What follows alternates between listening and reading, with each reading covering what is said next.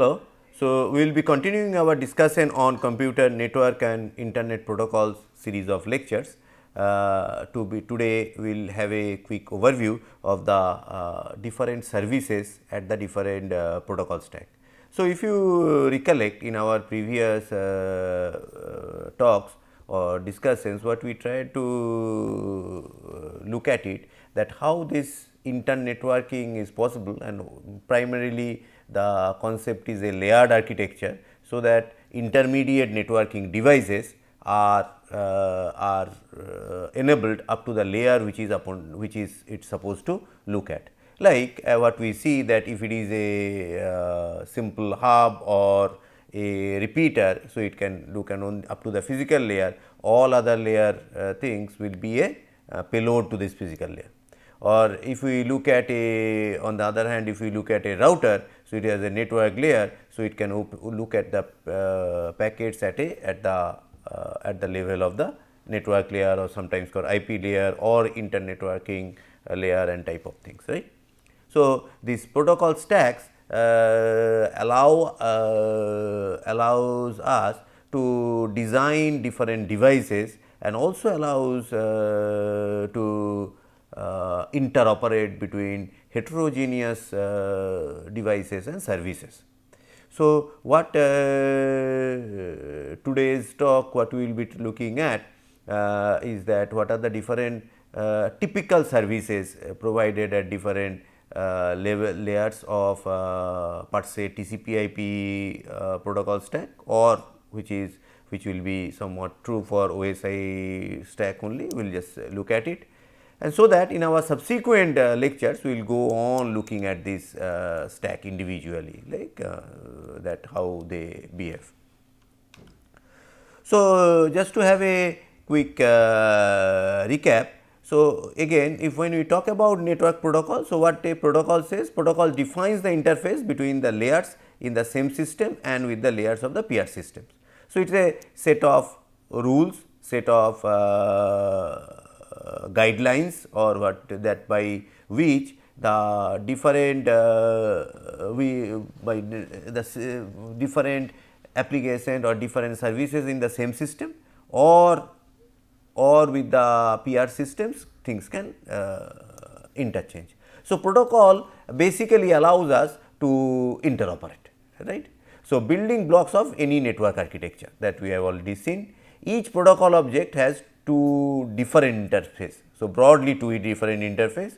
One is service interface, operations on this particular protocol, that is it gives some interface that which explores the services which can operate on these protocols, or peer to peer interface, message exchange with the peer. So, one is allowing it some interfaces which the services can be exploited or executed or can be run, or another is that how I can send message pass between the peers of the two particular protocol state.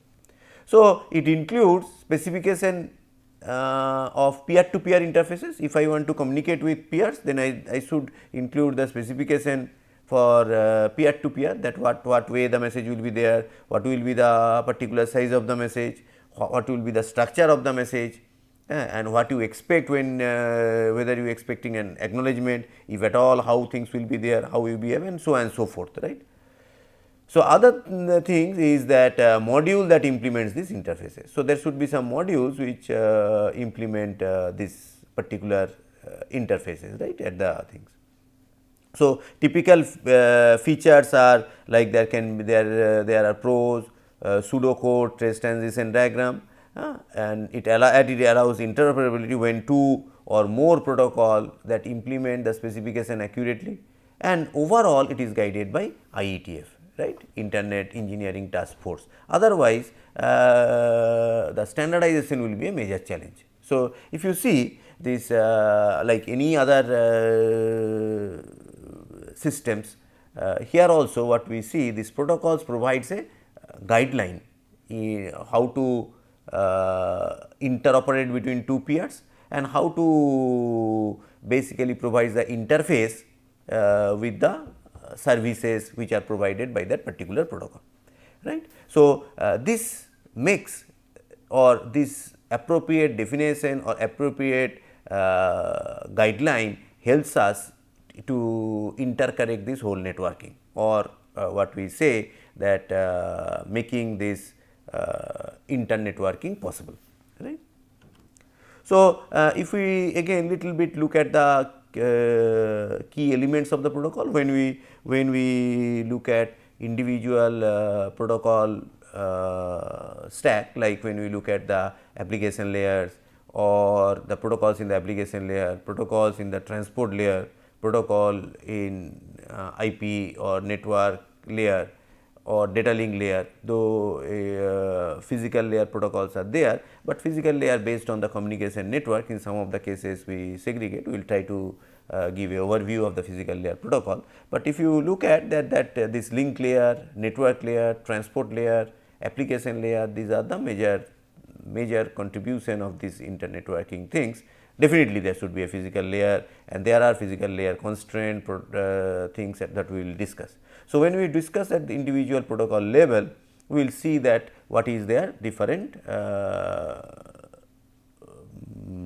what we say specifications, right. So, if you like to look at the key elements of a protocol, of any given protocol. So, one is the syntax, right, or what we say syntactical specification, that is data formats, signal levels and type of things, right. So, this gives the overall syntax of the protocol. If we come to the other side or the next level is the semantics, like what are the control informations or error handling capability, whether at all the protocol has this error handling capability or not, what sort of the control information or control structure is there in the protocol, that comes in the things, which is more of the semantics. So, given a syntactical framework, how this protocol still works. Like I say that when I keeping apart the networking, say my protocol that I send a message in a particular things, when I send a message like in a voice message, at some other part it interprets. So, that is a particular format, right. So, I send a message in a particular format and it respond in a particular format, right. Like I say, in order to knowing the result of a particular things, I send a SMS number and some reference number and so on and so forth. So, 3-4 fields I send the things. On that I expect a response on the things, right. So, within that it will respond either by voice or send me back some other message and type of things. So, and if there is a fault in that overall things, if there is a packet drop or there is a failure in the transmission line, so what is the error handling? One is that there may be totally no error handling mechanism. If you do not get a response within a stipulated time, you think that the message is lost, you resend or whatever things you want to do, you do. Otherwise, if there is a error handling mechanism, if there is a loss, there is a specific mechanism to indicate that if it does not say receive acknowledgement, it will resend or retransmit the signal in the things, right. So, that all depends on that how this protocol is specified, and there is in order to happen all those things, we require a timing relationship, right. So, there can be a speed matching issue, right, like what we say that the interfaces you are pushing in, say usually what we do in case of our say when we have push message along the network, typically it follows that store and forward, store and then forward the things. In order to do what is one of the things what it tries to do, it tries to match this incoming and outgoing stream, right. So, there should be a synchronization, appropriate synchronization of the things. There is a speed matching thing, because there are independent devices working at different speed or different frequency rate, whereas I need to have a appropriate speech matching, otherwise the communication may not be possible. So, that also need to be somewhere looked into within that particular protocol should specify somewhere or other. Another, in some cases we require is sequencing of the things, right. I send message 1, 2, 3 and it should be reached as a 1, 2, 3, right. So, that and as we have seen in a packet switched network, where a particular message is broken down into different packets or datagrams and they are sent independently over the network. So, it is not necessarily that always the datagram will follow the same path, and at the end the datagram need to be appropriately sequenced, right. So, the sequencing mechanism need to be ensured in some way or other, right. So, that either it follows the same path or there is a sequence number which allows it to reconstruct and so on and so forth, but nevertheless there should be a sequencing mechanism in place. So, that if we look at a protocol as a whole at any layer of this network layer, or for that matter any systems which communicate with one another, I need to look at these different aspects: syntax, semantics, and these timing relationships, right. So, this is pretty important for to have the in realization of the protocol. So, whenever a protocol is designed, so these aspects are looked into, right, that how things will work. Now, so if we look at a very broad view, interfaces. So, if you see there are some higher level objects, right, at the both ends. So, there is host 1, host 2, it can be directly connected or it can be at any level of the internet, right. It can be two machines directly connected or two machines connected through different are in different network and so on. Nevertheless, so it has a higher level objects that which is say messaging or something which is going on, and it has a service interface to this protocol, right. I put a service interface and this protocol carries the things and go on at the other service interface. Like if I very broadly try to say I am writing a letter to somebody with our standard postal system or courier systems, or what we see that we write a particular letter or write a particular form for a application for something, and then I push it to a envelope, then write the address etc., and then I put it in somewhere, either I put it to that letter box or I registered or put through a courier system to their desk etc. So, there is an interface to take that, and there is a separate way of carrying those things to the other end, right. So, that is two protocols, how to carry something from IIT Kharagpur to something say Kolkata is there is a interface for the protocol end. Now, once it is there, then again there are interfaces to go to this higher level things. So, this is what we try to see, that every protocol these interfaces should be properly defined, that how we need to talk to these interfaces. And if you look at it, there is an inherent hierarchy in the protocol itself, right. Like if we see these are at the upper application layer, then the next layer of protocols should be there, and then there is another level of things and go on going to the things. So, if we look at, so there is a appropriate hierarchy of this protocol stack if we look at the networking things. So, what we are trying to discuss is that these are the different features of a protocol stack, and we will be going deep into the things once we look at the individual layers. And then another things what we have already discussed in some form is that encapsulation. Like if I have say application layer, transport layer, network layer, data link layer and physical layer, then things are encapsulated. That means the data generated at the application layer becomes a payload for this next layer, becomes that along with its own header and other information, it becomes a payload for the next data. So, what we see that a data generated at a higher level get encapsulated in some form or other, and at the end it is carried through this physical media to the other end, where it is again being exploded or extracted out from this particular bundle at the different level.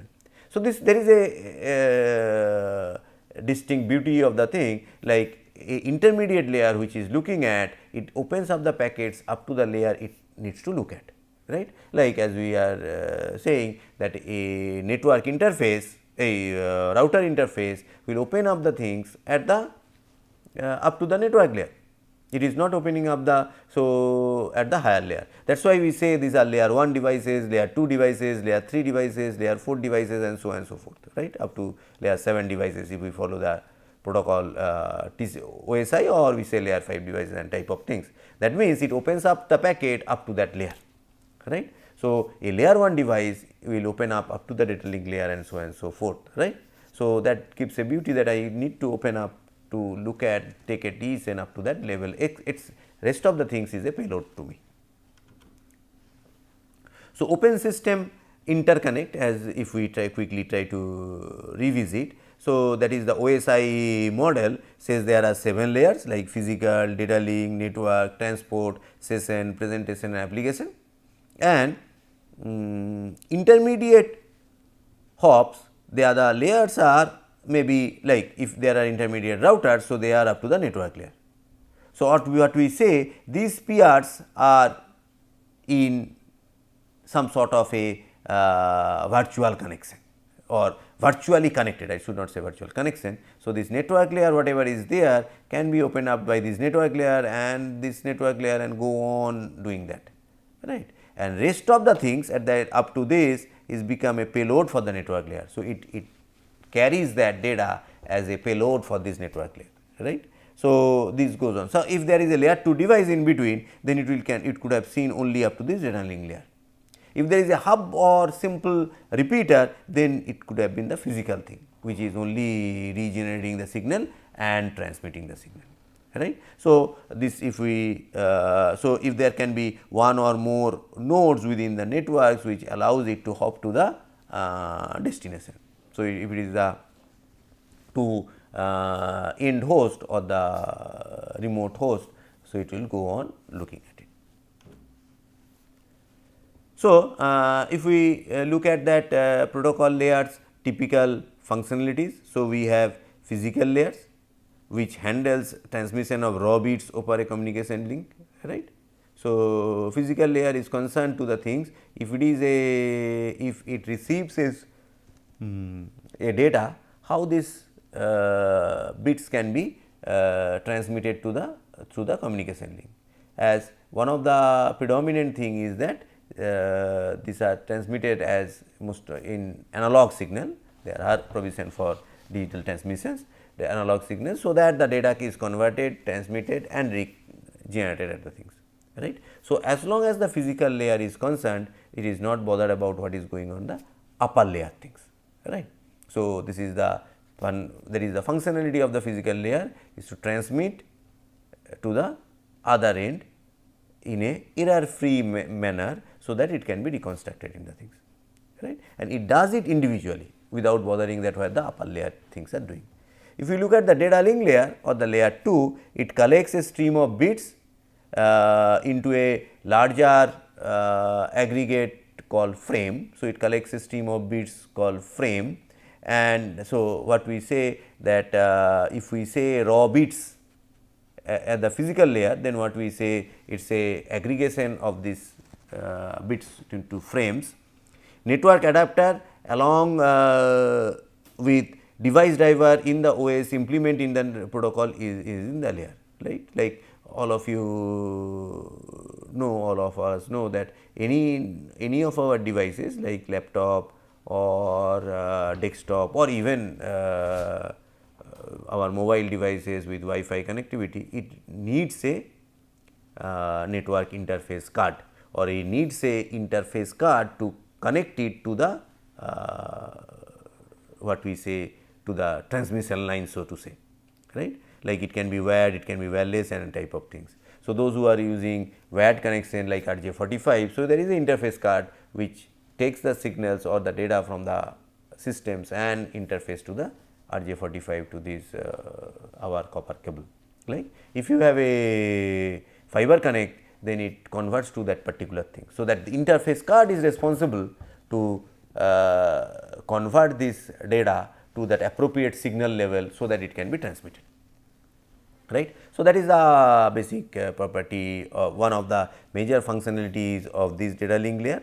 And data link layer also what we see that it maintains a hop to hop connectivity, like what should be the next hop. this hop to hop connectivity has to be at the data link layer level. Data link layer also has a property of having a hardware address or MAC address, what we popularly known as. So, that is address which comes along with this interface card, right. So, it goes to the hop to hop. So, even there is a network connectivity like or between several hop sub routers things are going on, it has to come to that particular hop and then find out that particular what is the data link layer, then the hop to hop connectivity is established, data is transmitted to this particular signal, right, a particular transmission line, whatever underlying transmission line is there. Network layer handles routing among nodes within the packet switch network. So, network layer handles this routing along the nodes. So, if there are two devices or two stations, then this network layer takes care of the routing. It basically responsible to finding out the path between the source to the destination, source node to the destination node, source network to the destination network, and so on and so forth. So, it finds a path or route or it helps in routing, right. So, even it finds the path going to one hop to hop by hop, it has to come down to this data link layer to go to the hop to hop. In order to come to the data link layer, again transmission the thing, it has to come to the physical layer to find out that appropriate media to transmit the things, right. So, data link layer, a network layer is much higher, it cares about this how this path will be there. So, unit of data exchange between nodes in this layer are called packets. So, what we say bits, then the frames, then the packet. So, these are different nomenclature which are commonly looked into the things. So, this if we in some of the literature or some of the books we refer these 3 layers at the lower 3 layers are typically implemented in all network, mostly implemented in all network nodes. So, these layers are mostly available in all network logs which allows routing, right. So, it is all what we are thinking that all intermediate network logs are having at least routing things. So, it allows routing of the things. So, protocol layers functionality continues, the transport layer implements process to process communication, right. So, network layer this what is the path and transport layer process to process communication, unit of data exchange, in this case what we say message, right. So, this is typically called message.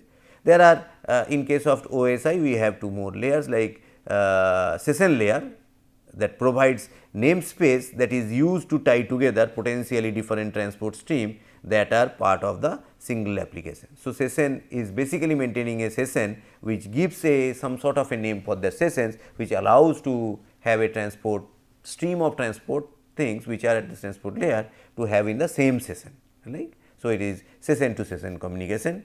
Similarly, in the present to presentation layer concerned about the format of exchange data format format of the data exchange between the peers. So, what should be the exchange format and so forth, and application is basically the applications where the end user are interested. So, it is standardized common types of exchanges using this network stack. So, I have some applications like it can be file transfer application, remote logging application and so on and so forth.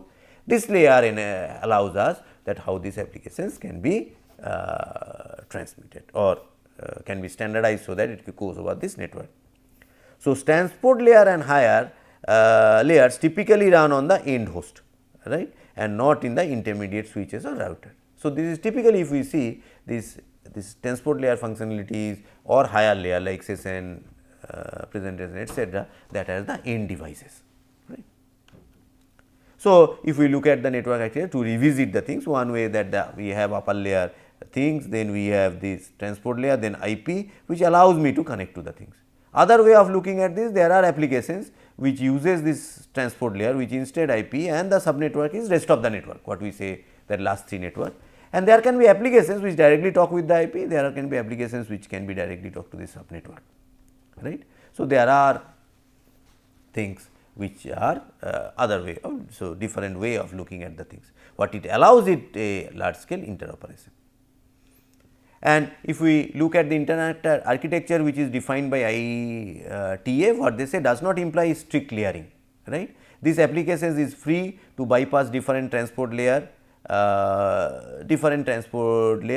to strictly use IP and other things. So, what it says that IETF not very stringent on this type of things, right. It may be good to have a standardized thing, so that you can interoperate in a better way.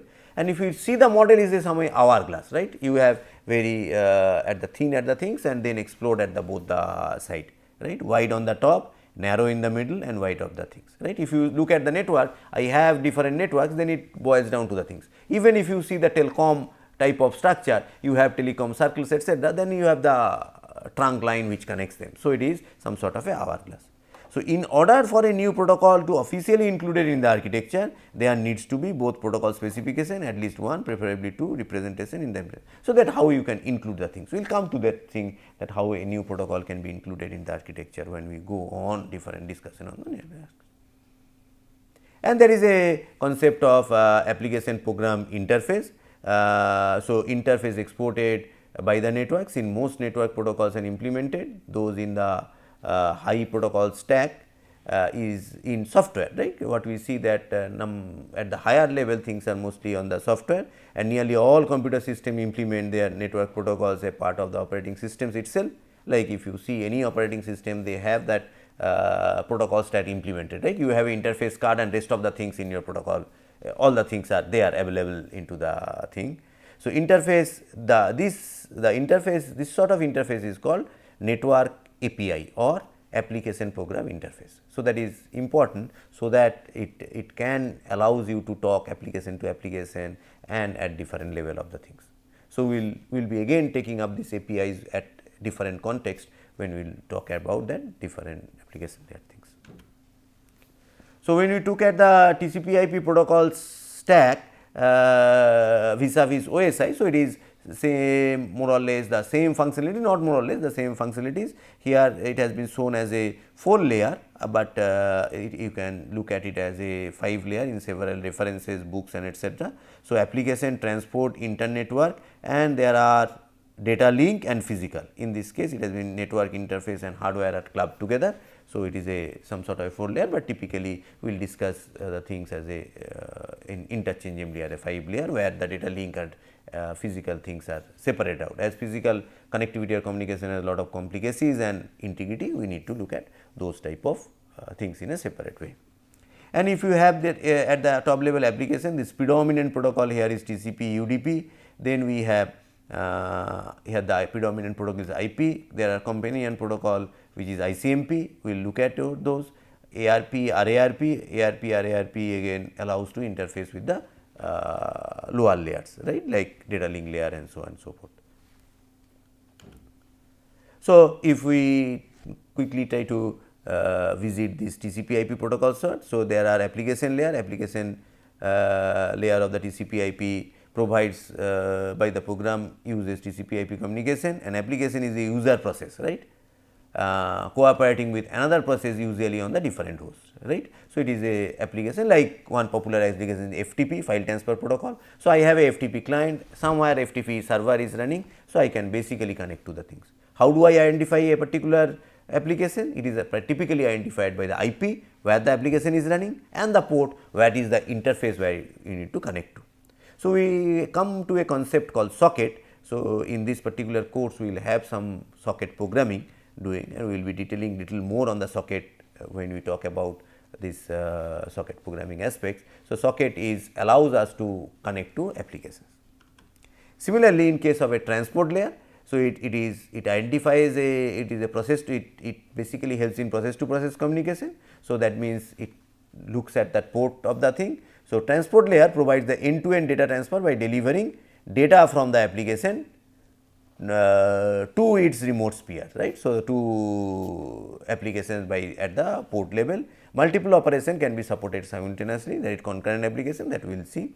The predominant protocol is TCP or transmission control protocol, which provides connection oriented reliable data recovery, duplicate data suppression, congestion control, flow control and so on and so forth. There is another protocol which is also very popularly used is UDP, user datagram protocol. So, it is connection less, unreliable, best effort service, right. So, in some cases what we will see that, so if you require this other type of things, error control, flow control, etc., then this has to be handled by at the upper layers, right. So, usually UDP is used for application that need a fast transport mechanisms and can tolerate some loss of data, right. We will see that which type of applications where this UDP will be useful and where we use this type of thing. Next come that internetworking layer or IP layer or network layer, what we say different type of things. It allows us to route packets from one network to another. So, it connects networks, right.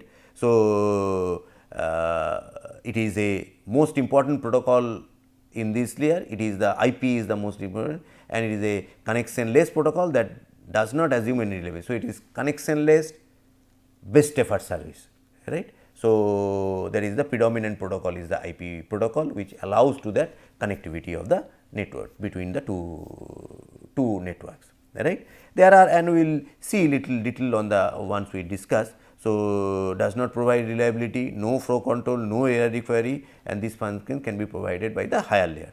So, predominant protocol in this is the IP, ICMP, IGMP, ARP, RARP, and we will discuss those when we discuss of the RARP, what are the different, but the major protocol is the IP protocol.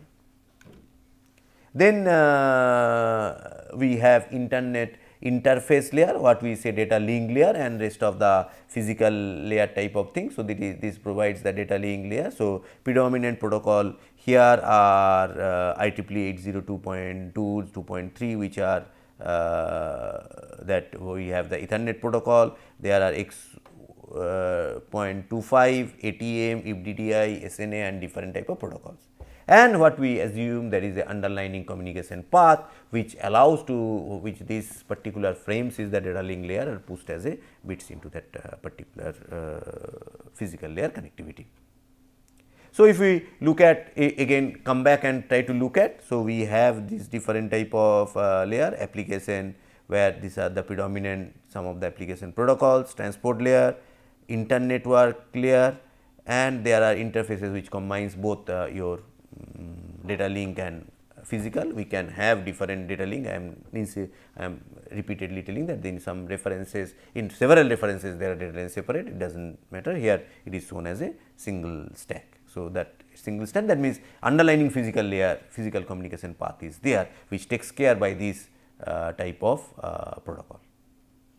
So, if we have a big picture, so we have different computers where these applications through this transport service access point and that is network access, and we have an underlying communication path which allows me to connect to these different devices across this internet. And if we look at the same thing in a little different way, so there are peer to peer application understand application, FTP client understand FTP server, HTTP client understand HTTP server. How things goes on, it is transparent to that applications, right. So, it goes to the transport. If the TCP is the basic thing, then it connects to the TCP or UDP, it goes to the network external IP routes the packet from one to another, and it goes to data link, then it goes to the physical and being communicated to the communication network, right. So, that goes in a ubiquitous way, right. So, what we try to see in this particular talk is that how a communication between two hosts anywhere across the internet is possible by the or different type of services are provided into the things. And in the subsequent lecture, slowly what we will start, we look at different layers individually, right, that how different layers individually, what are the different properties, what are the predominant protocols, how they work, and so on and so forth, right.